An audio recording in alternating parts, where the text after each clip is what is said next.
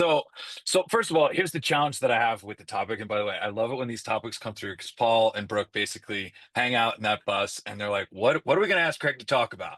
Oh, let's talk about superfoods. I want to know about superfoods. He really wants this justification that I'm going to be like, and by the way, on this list is Monster, Red Bull, brisket, Yeah, and good. and anything else, bacon, egg, and cheese. This is a superfood. And all of a sudden the validation is there.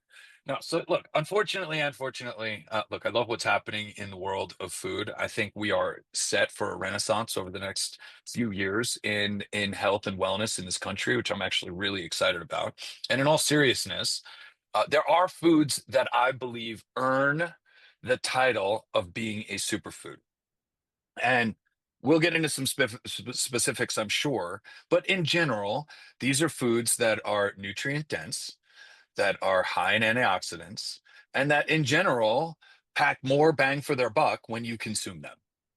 I mean, and by the way, when you use a blanket definition like that, which is kind of the official definition, if you will, a lot of foods fall underneath that. Yeah, cacao is a superfood. Yeah, quinoa is probably a superfood. So is that green drink and that green smoothie that you have on a regular basis. That qualifies as a superfood. Or putting as many superfoods in as you possibly can, as many superfoods into a smoothie as best you can, will probably qualify as a superfood. So I think there's a lot of foods that qualify, and we can certainly dig into it. Look, avocado is absolutely a superfood. And the ability for an avocado to give you those healthy fats, especially when you're breaking a fast, right? Breakfast, or it's the first thing that you're consuming over the course of the day, instead of reaching for a sugary bagel, which I wouldn't call a superfood, even though it's tasty, reach for that avocado. Superfoods are just something that's nutrient dense. And I'm glad Armor's here because we're going to talk about nutrient density in general it's fallen off a cliff over the last 5 years. I mean, literally off a cliff. Our soil is so incredibly depleted.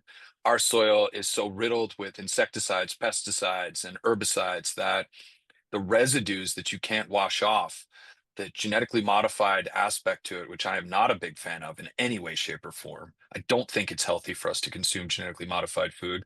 And we've had many conversations here, particularly with Anita and a couple of others, about why I disagree and where we agree and disagree on where I think we can scale farming and how we can help farmers. Separate conversation, but yeah, superfoods. Yeah, you want to reach for that food that is unbelievably dense in nutrients. You want to reach for that food that's going to give you the broadest spectrum of vitamins, minerals, and nutrients for your body. And yeah, why not reach for those superfoods as often as possible? But at the end of the day, this is look, I'm a marketer. I mean, I have a degree in marketing. This is literally what I do for a living. And I'm kind of proud of my marketing brother and sister that have come up with this term superfoods. And man, you walk through the aisles of Whole Foods or natural grocers, and everything is a superfood. Everything is like, try this, jammed with nutrients. This,